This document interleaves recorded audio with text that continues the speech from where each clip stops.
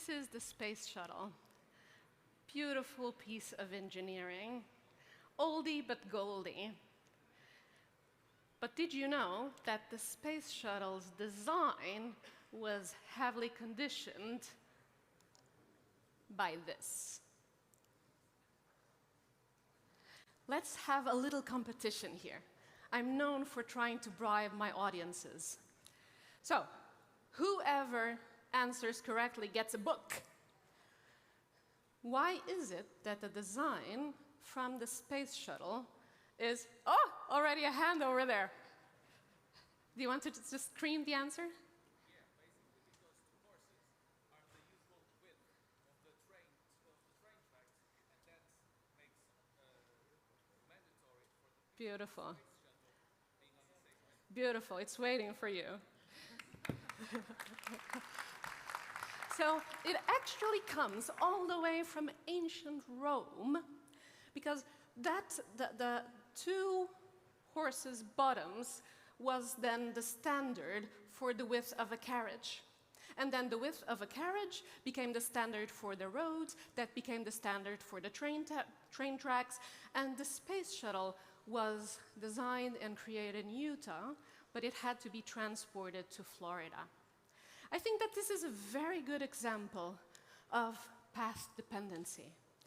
Path dependency, it's exactly when this happens in organizations. So you have a road, you have this way of doing things, and you have always done things this way, and therefore you keep doing things the same way.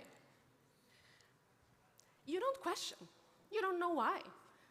You are not even aware that you are doing things just because you have always done them that way.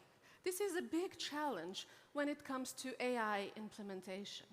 So this here is some really interesting research coming from MIT, Stephanie Werner, with whom we collaborate at Board's Impact Forum. And what they have looked for is, they started in 2022 already, and then in 2025, 4 stages for AI maturity. And if you look here in stage 1 and 2, when you're just experimenting, you're just preparing, you're just kind of building pilots, it has negative growth and negative profit. You only get profit, you only get growth when you are able to actually develop new ways of working with AI. It's related to changing the organization, to organizational change. And that's why it's so hard to implement AI. It's one of the reasons. And then once you've done that, when you have new ways of changing, then you're future ready when it comes to AI. And then you really have the return of investment on AI. If you think technology will solve all your problems, then you don't understand technology, and you don't understand your problems. Because a lot of these issues are not technology related. For example, who owns the data? Who has responsibilities over the data? The risk management of the AI project, how you're involving stakeholders. Everything that has to do with decisions, with risk, with responsible AI, it's really related to governance. What is governance? Governance is that system in a business, in an organization, that allows you to take decisions, to have a strategy, to align leadership and the board around the future of the organization, that allows you to have that aspect of compliance and supervision. So this is a book that we published just now in November, but it's a long journey. We started with this research project already in 2018, funded by Vinnova, which is the Swedish agency for innovation. And we've done it with Combient, which is a very big ecosystem of Nordic businesses. So together with my co-authors, what we've done is we have been looking into what are good practices when it comes to AI governance from the board. And this is the framework that we are introducing in the book. So you see that there's a strong foundation around the structure, the processes, the subject command from the board. And then you have to balance both supervision and balance the development of the capabilities in the organization. If you just supervise and you don't really develop those capabilities, then you have nothing to supervise on, right? Then you have sustainability, connecting these two pillars, and the strategic ambition. Where are you going? How you're transforming business. Let me give you two very, very quick examples that we are also mentioning in the book. The first one around this development of AI capabilities. I absolutely love the work that they have been doing at Philips. From being a light bulb company, now they are a huge player when it comes to healthcare imaging. 750 million patients per year go through their machines for imaging. And what they have done, it's really interesting in terms of working with that data.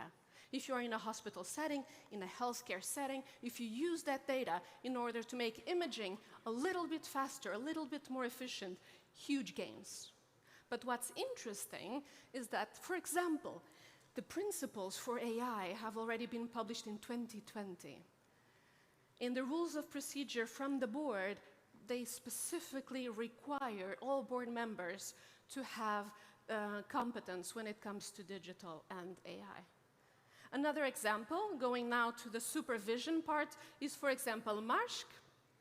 So Maersk is a really interesting example because they are the world's largest mover of goods in the world. It means that they have a lot of nodes within this ecosystem. Huge, really interesting challenges when it comes to cybersecurity, for example. And they have been doing really interesting things exactly when it comes to the supervision of that ecosystem. Very recently, they came out also with a very smart AI tool to help their customers manage tariffs and the consequence to tariffs. They keep changing, so they have an AI solution for it. Just two examples on both kind of using AI to develop capabilities and how supervision can create value. And then you ask me, that's absolutely great, but we're not Philips, we're not Maersk, we don't have all that muscle. What can we do?